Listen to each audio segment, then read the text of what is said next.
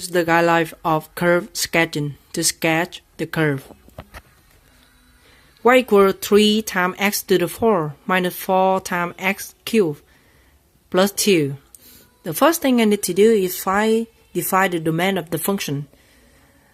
Because polynomial exists everywhere, so the domain of the function is negative infinity to infinity.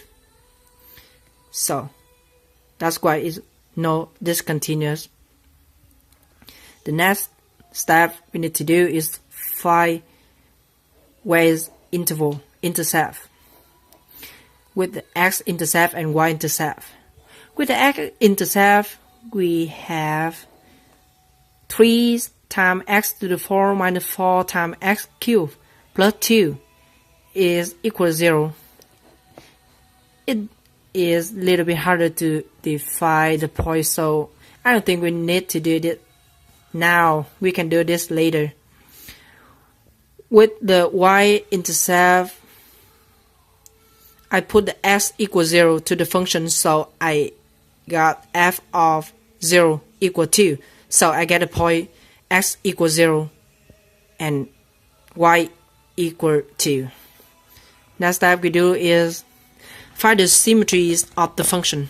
We can see is no symmetry because f of negative x not equal negative f of x. No symmetries. Next step we find horizontal asymptote. The limit is as x approaches negative infinity of the function 3x to the 4 minus 4x cubed plus 2 equal infinity. Similar, limited as x approach infinity of the function is also infinity. So no horizontal asymptote. Next step we do is find the interval decreasing and increasing. The from f of x is equal 12x cubed minus 12 times x squared is equal 12x cubed. Is equal 12 times x squared times x minus 1. In critical number occur when f from of x equals 0 and f derivative of x doesn't exist. So because polynomials does not exist, because polynomial exists everywhere, so f from of x doesn't exist is not exist. So with the f from of x equals 0, we got 2 pi. We got 2 pi is x equal 1 and x equals 0. So through this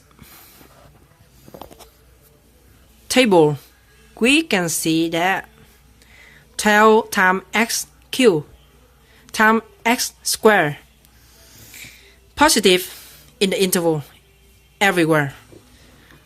With the x minus 1 is negative in the interval negative infinity to 0 and 0 to 1. So through this point we can see that it increasing in the interval 1 to infinity and decreasing in the interval negative infinity to 0 and 0 to 1.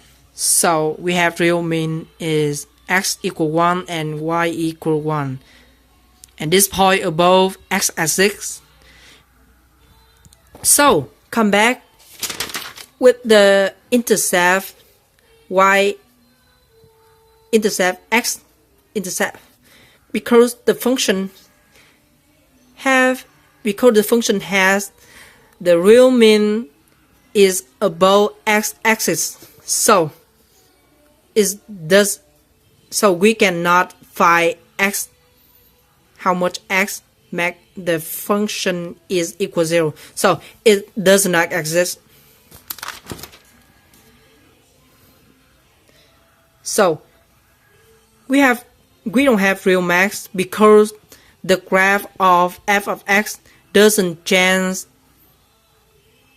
direction from positive to negative. So we don't have real max. So next step, we find the concave of where is we find the interval concave up and concave down. Double derivative f of x equal 36 x squared minus 24x equal 12 x times 12 x equal 12 times x times 3x minus 2. So it's concavative when double prime of f of x equal 0 and double prime f of x does not exist because polynomial exists everywhere. So through this we find 2 point is x equals 0 and x equal 2 over third. Through this point we can see that double prime f of x positive on the interval negative infinity to 0 and 2 over third to infinity, and is positive in the interval 0 to 2 over third. So we can find the interval f of x of curve and f of x upward and downward. So f concave up on the interval negative infinity to 0 and 2 over third to infinity, and f concave down in the interval 0 to 2 over third. Point of inflection. When x equals 0, we have y equal 2, and when x equal 2 over third, we have y equal 38 over 27. So this is 2 point of inflection. So through this last table, we can see that